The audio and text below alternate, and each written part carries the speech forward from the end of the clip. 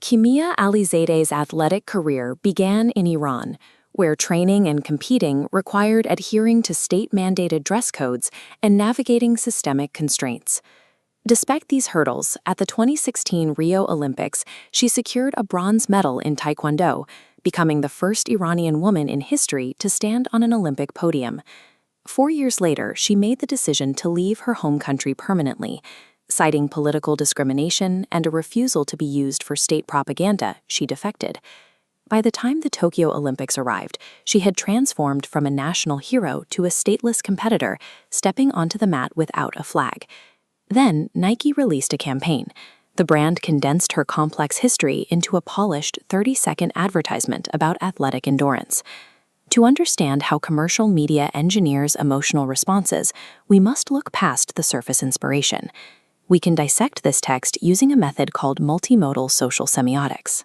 Strip away the audio, and the visual baseline of the campaign becomes clear. The use of muted, desaturated tones, grays, browns, and low-contrast lighting distances the imagery from a glossy fitness promo and grounds it in a documentary realism. This diagram illustrates the compositional framing. Locking the subject in the center and blurring the background isolates her experience.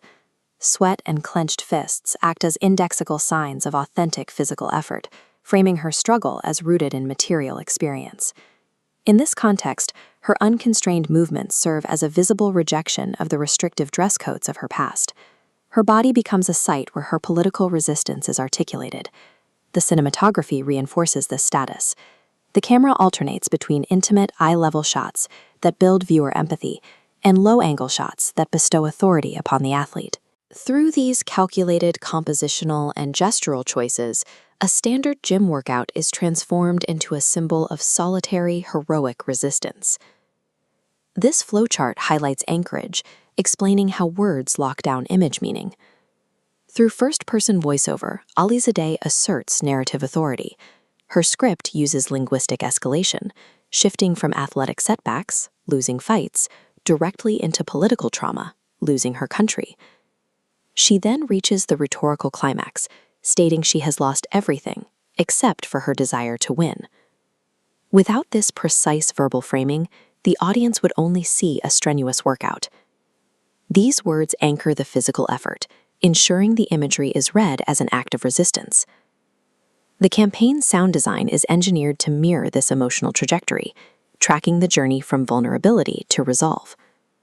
The audio layers in immersive diegetic sounds, the heavy breathing, and the thud of physical impacts. These acoustic details pull the viewer into the sensory reality of her training. This graphic represents the audio waveform. Notice how the soundscape drops into silence at the exact moment she mentions her political exile. This absence of sound provides a brief interval for reflection on the gravity of her exile before the music begins to swell. Alongside the rising track, her vocal modulation shifts. What starts as a somber, restrained delivery gradually becomes firm and resolute.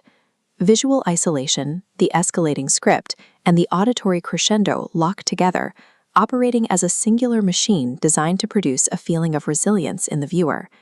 Looking at this flowchart again, we find the concept of resemioticization. This is the process by which lived human realities are systematically translated into multimodal corporate symbols.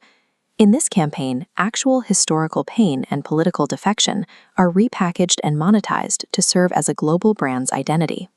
This creates an ideological dissonance beneath the inspiring surface of the advertisement. The campaign amplifies awareness of feminist defiance, yet it simultaneously positions the viewer as a consumer, inviting us to identify with an exclusive brand narrative. This solitary framing is an intentional choice. In contrast to Nike's focus on the exceptional hero, competitors like Adidas have used these same media environments to highlight shared struggle and collective vulnerability. Developing multimodal media literacy allows us to look at these texts critically.